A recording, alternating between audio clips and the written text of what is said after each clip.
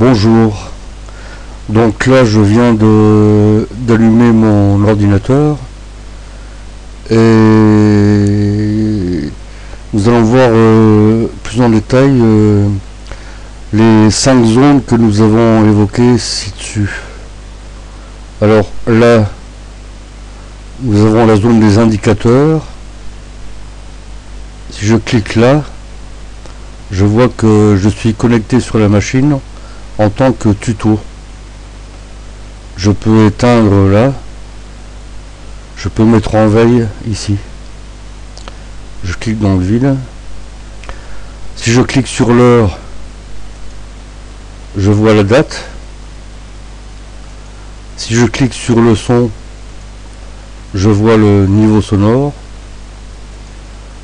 Si je clique là, puisque c'est un portable, je vois que la batterie est chargée.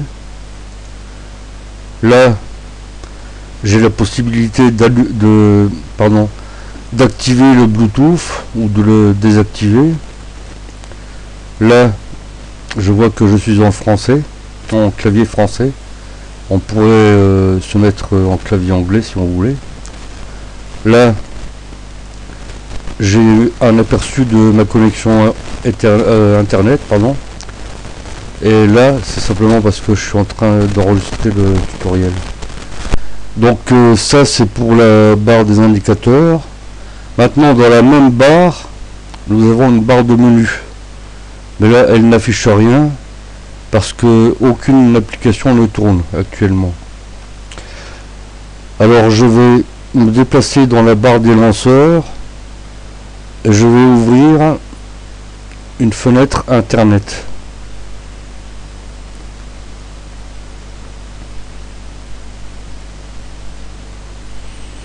Voilà.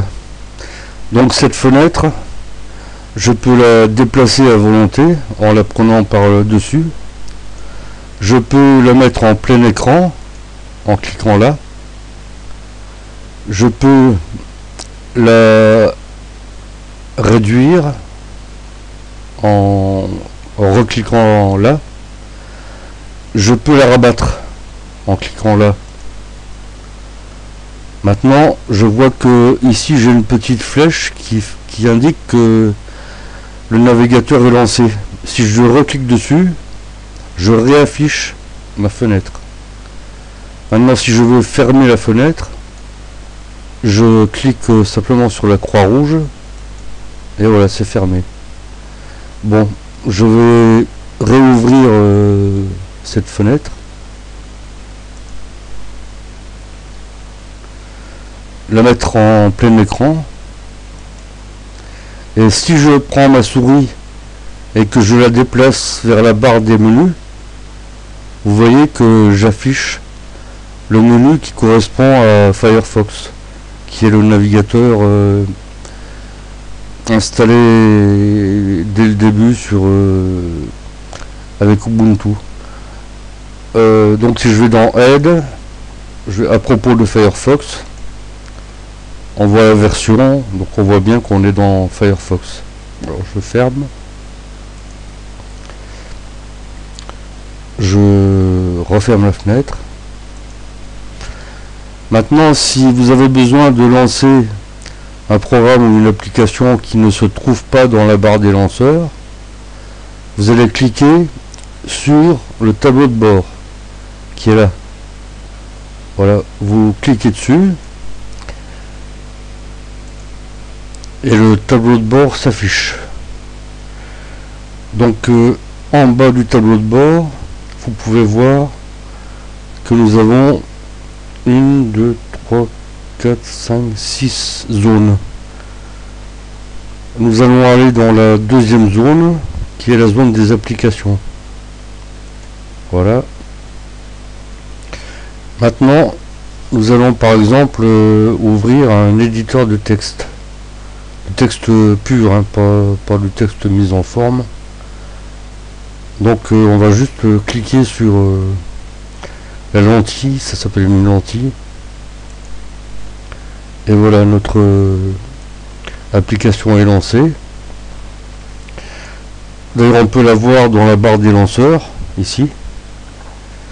Et éventuellement on peut la faire en sorte qu'elle reste dans la barre des lanceurs en faisant un clic droit et en faisant conserver dans le lanceur.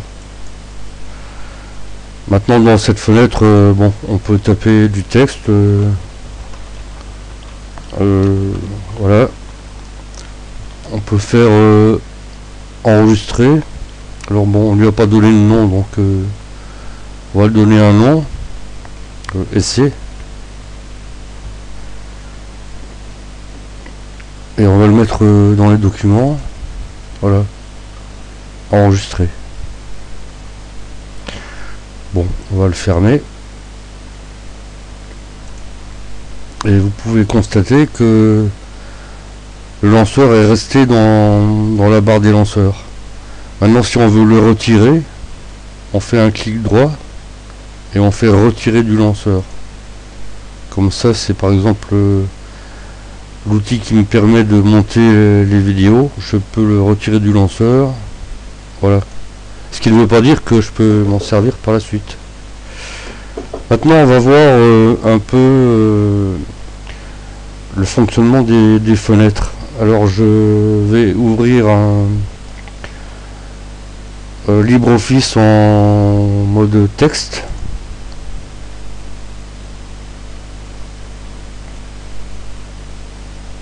Voilà, donc j'avais préparé un document, je vais l'ouvrir.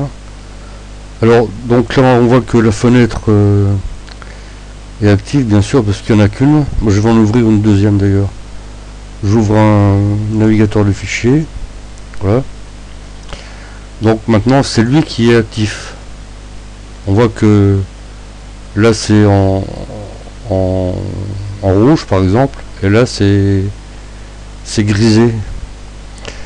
Donc cette fenêtre est active, celle-là n'est pas active. Mais maintenant on peut, en cliquant dessus, la rendre active. Et quand on va dans la barre des menus, on voit le menu qui correspond à la fenêtre active. Donc là par exemple j'ouvre un fichier. Dernier document utilisé, Quiche-Lorraine. Voilà. Pardon. Donc maintenant, si je reviens sur la fenêtre navigateur de fichiers et que je vais dans la barre de menu, là je vois le menu qui correspond à la fenêtre, c'est marqué dossier personnel. Donc si par exemple dans cette fenêtre je l'ai mise en plein écran, si je veux sélectionner tout ce qui se trouve dans le dossier personnel, je vais dans le menu édition et je fais tout sélectionner. Et on voit bien que tout a été sélectionné. Maintenant pour désélectionner, il suffit de cliquer dans le vide. Voilà. Bon, donc cette fenêtre là je vais la rabattre. Et on va se concentrer sur cette fenêtre explorateur de fichiers. Donc on a vu qu'on pouvait la déplacer en la prenant par le haut. On peut la redimensionner comme ça. On peut la redimensionner comme ça également. Et on peut la redimensionner comme ça.